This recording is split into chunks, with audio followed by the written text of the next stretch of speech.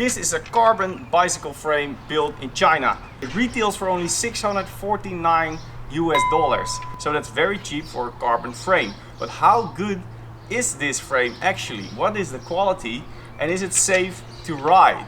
That's what I want to talk about in this video.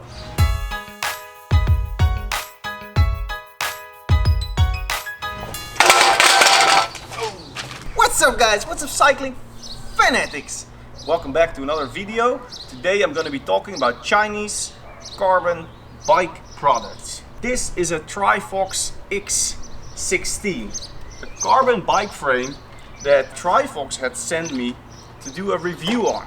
Obviously a lot of products nowadays come from China. Just like myself, a lot of people are questioning the quality of these kinds of products. So before I actually got this in, I tried to find out as much as I could about Trifox, about the brand, and this was kind of an interesting process actually.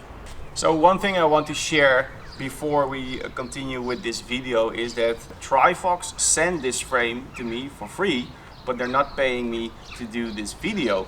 They asked me to do a review, but I thought it would be a better idea to talk about the whole process of getting Chinese bicycle products, because I think that's very interesting and that might be a thing that a lot of you guys are struggling with. So if you have any specific questions or if you want to share your experience with carbon from China, please leave a comment down below and we're gonna talk about it.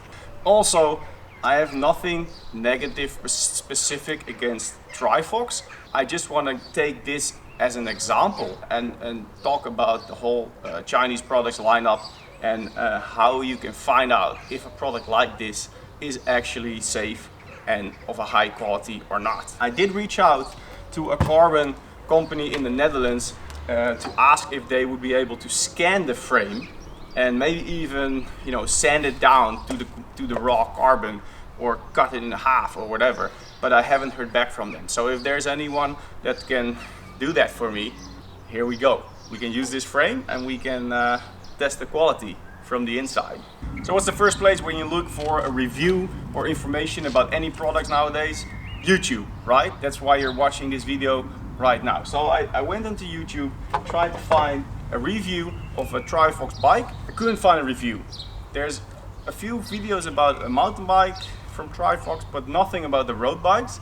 Same goes for any review about Trifox. So I couldn't really find any information. On their website, I actually printed it out. On their website, there's like a super tiny little paragraph. Basically, the only thing they say that it is a famous company and that they work with T800 carbon. I did look up information about carbon. There's many different types of carbon. T800 is a very high standard carbon. But the thing is, about a carbon bike, it can look amazing from the outside. It can feel fantastic when you hold it in your hands. But if the carbon is laid out in the wrong way, it can ride like crap. So you have no clue what's underneath the paint. In contrary to a, for example, aluminum or a steel frame, where you can actually see the quality of the welds, and this, you know, makes you able to judge the quality of the build. In a carbon frame, when it's covered in paint, you see nothing what's underneath. So it's very hard to judge how good a frame actually is. You know, when I ride my Fuji bike or my Cannondale, these brands are very big. They've been in the industry for years and years. They have a big reputation. They do a lot of testing. They have riders in the Tour de France and everything. There's an amount of trust that you put in these brands that makes you feel comfortable when you buy a frame or a bike that it's not going to break.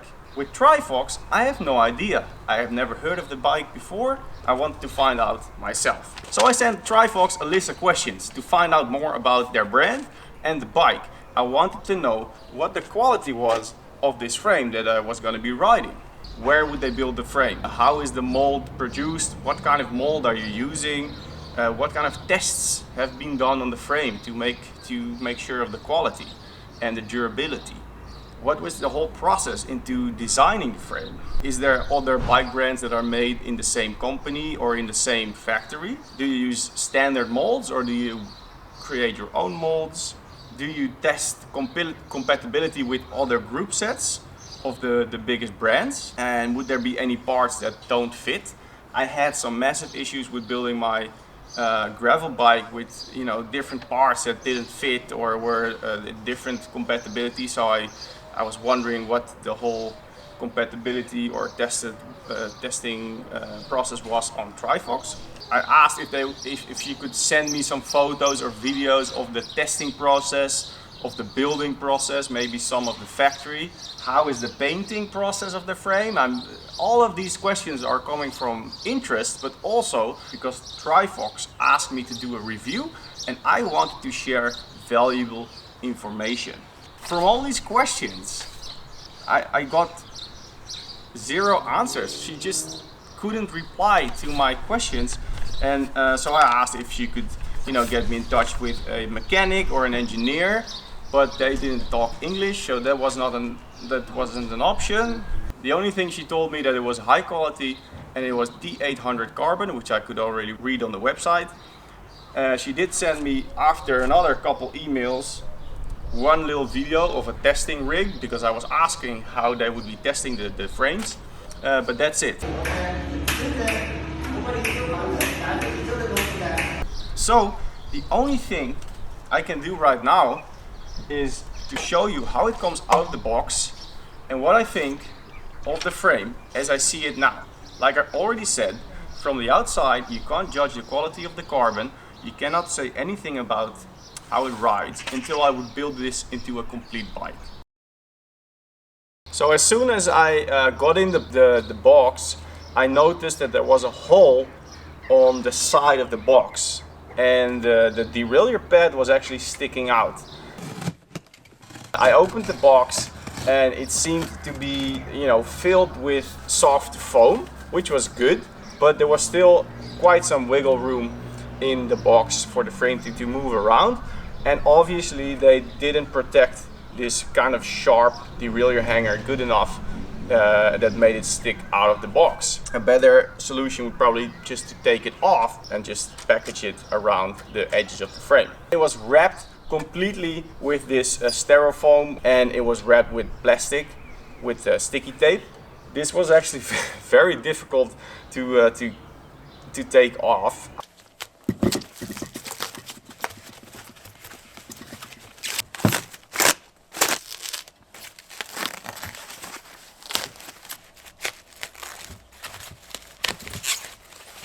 I even cut my finger open with my Stanley knife.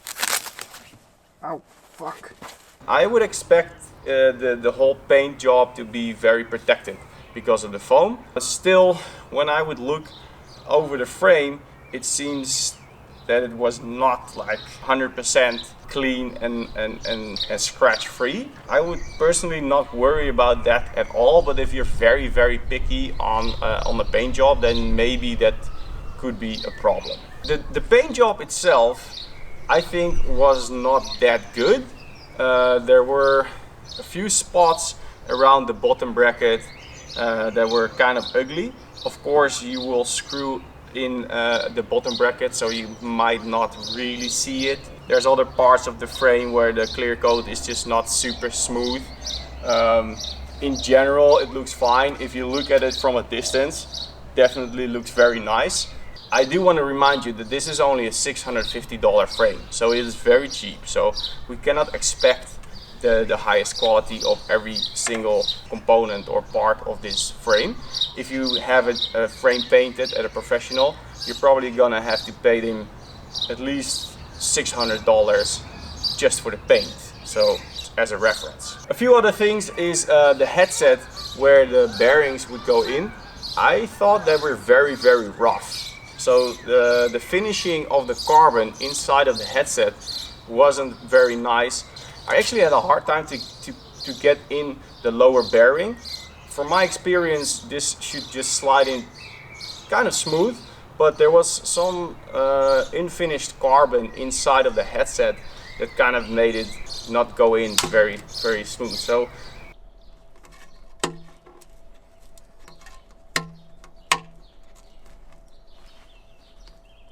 Now it's in, I think it's okay and it's secure, but in the process I kind of damaged the paint around the headset a little bit. One other thing, when I slide along the seat post with my fingers, I can feel a bump in the carbon. I don't know if this is a big deal. I'm not a carbon specialist. I can't look underneath the paint. I can just tell you that there's a little bump which you're able to see when you would hold it against the light like this. And maybe it's just an edge of a carbon sheet that they used right here. I don't know, but if this is a weak spot, then that's not a good thing. For the rest, it does come with the headset bearings and also with the front fork, which has an integrated brake hose. It goes in from the side at the top, comes out at the bottom. It comes with the axles, of course, and with the derailleur pad. And they've already prepared these plastic hoses inside the frame for your shifter cable routing. So that's nice. You can just stick them in and that should be okay. I can't see if they're twisted or not inside this frame. So let's just hope that they all go in the correct direction. One thing I wanted to mention is that the attachment points of the brake calipers are not flattened. So there's special tools that you can make this completely flat. So you're 100% sure that your brake caliper is aligned with your wheel. They didn't do that. On the contrary, the attachment points of the rear caliper are still covered with paint. So there's paint covering the hole. So I wouldn't even be able to put in a bolt without, you know, cutting this open and I guess flattening it out myself. I don't know. The bottom bracket, I did put in an old bottom bracket that I had laying around to test if this was nice and straight. On the eye, it seemed to be aligned perfectly. So that's one thing that I think is very good. The alignment of the bottom bracket was nice. One thing that I can't really judge is if all the angles are straight.